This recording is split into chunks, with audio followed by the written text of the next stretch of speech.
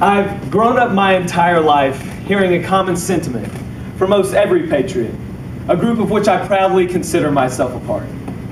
America is the greatest country in the world. No questions asked, reasoning rarely given.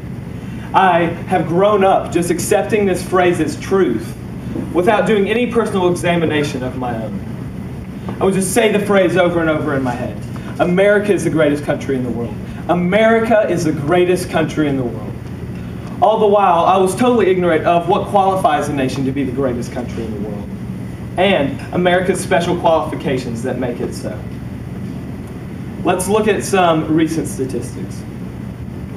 America currently is 22nd in the world in literacy rate. We are 27th in mathematics. We are 22nd in science. We are 49th in life expectancy, 47th in lowest infant mortality rate. We are 3rd in median household income, 3rd in labor force, 4th in exports, and 12th in GDP per capita.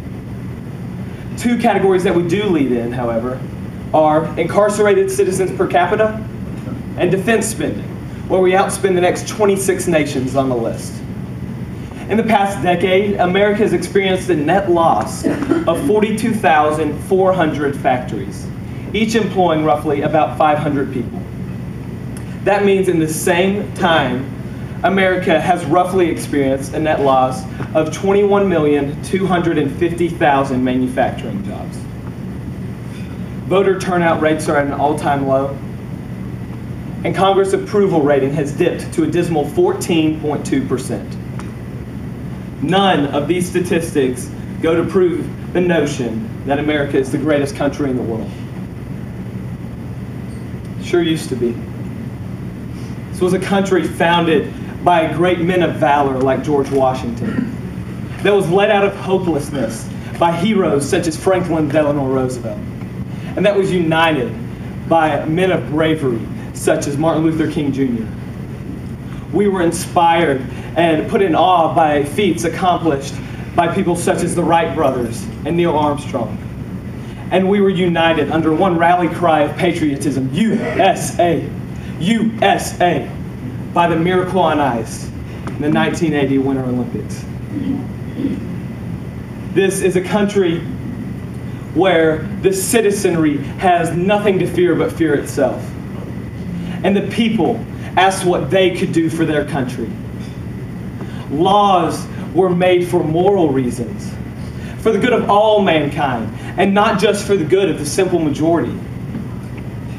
This was a land of unparalleled scientific progress, and we had an insatiable desire for knowledge.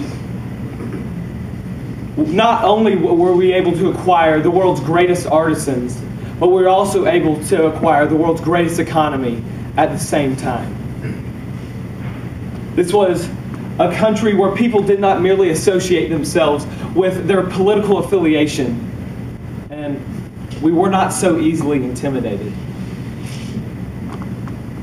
Whether it be on the beaches of Normandy or in the halls of the Iran embassy, America stood as one. How has America gotten to the point where it is at today?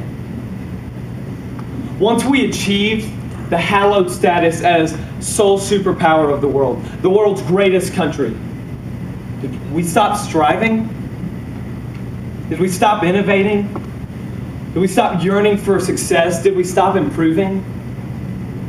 I didn't say those statistics earlier to degrade this great country, but it is a reality check. Somewhere along the way, we have faltered. I know that there are certain intangibles that can't be measured by statistics, but I believe, I was raised to believe, I know that this is a country where we accept nothing but the very best.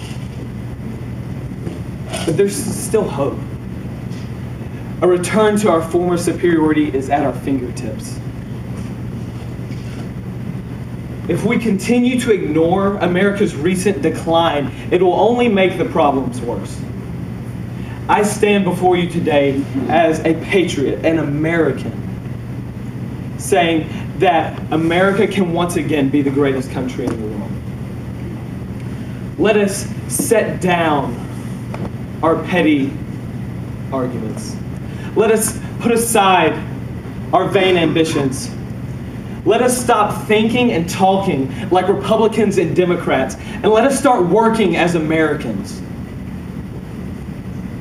Cooperation, unity, freedom, work, selflessness. This is what America was founded upon. America used to be the greatest country in the world. It is now up to us, my generation, your generation, the rich and the poor, the conservatives and the liberals, Americans, to ensure that it maintains this most sacred title. Thank you.